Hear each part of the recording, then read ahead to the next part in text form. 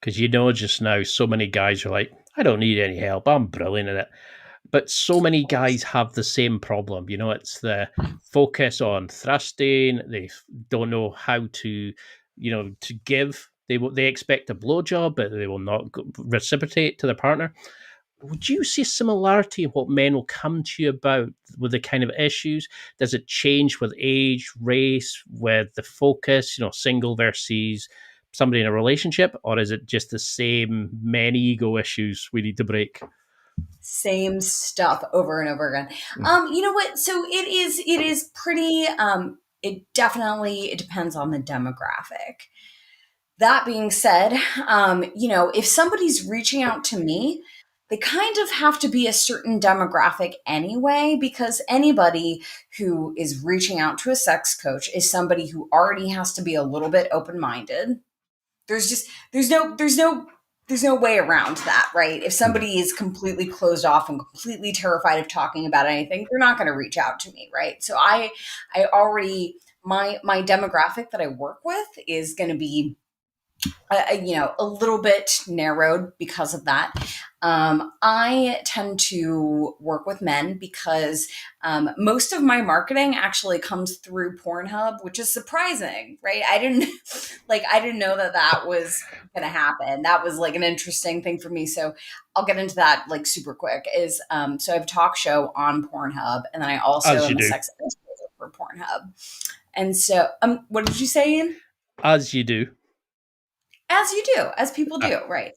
And so that was an unexpected avenue for marketing for me. But because Pornhub is a really big driver of my business, a lot of the people that I work with are going to be men, right? And so I do deal with more male issues.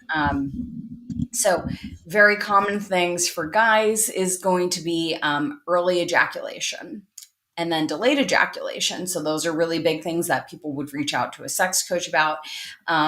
People often who are in a coupleship will deal with a thing called a desire discrepancy. So that is where one partner wants either want more sex than the other partner, or they want a different type of sex than the other partner, right? And then we got to figure out, okay, well, how do I handle this? What do I do with this? Thrusting, so not knowing how to please a woman, or just wanting to learn how to be better in the bedroom, how to be a better lover is a big one as well. So you were talking about, like, there are guys who thrust too fast, yeah, or just go straight into thrusting. So they talk to me about, okay, well, so what is the land of foreplay? What does it mean to, like, really take your time making out with a person? What does it mean to really be sensual, to go slow, and to really blow their mind? So I like doing that. And probably the last thing that I see a lot is couples who have some type of non-monogamous desire or want to explore that in some way. So mm. relationships are changing drastically, and that is such an interesting and cool thing.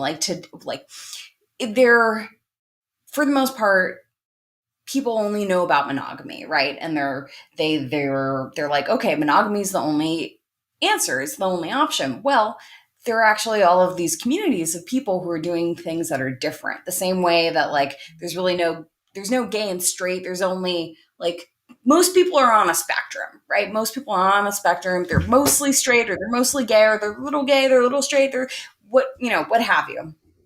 Relationships are on a spectrum, right? And we have the option of relationships being on a spectrum where they can be monogamous, or it could be all the way over to polyamorous, which is multiple loves, or you could be somewhere in between where you're kind of like monogamish, which is where you're monogamous but then you flirt with other people, but then or you could be in an open relationship where you're with one person, but then you sleep with some other people. There are all of these different options out there. And that is a Mm. really confusing thing to navigate and to figure out. So to talk to somebody like me in the process of that can be really cool. And the reason why I really like working with that demographic too is that I am in that demographic, right? I'm in an open relationship with my husband, and it has been a challenging thing to kind of figure out. And so I like being able to help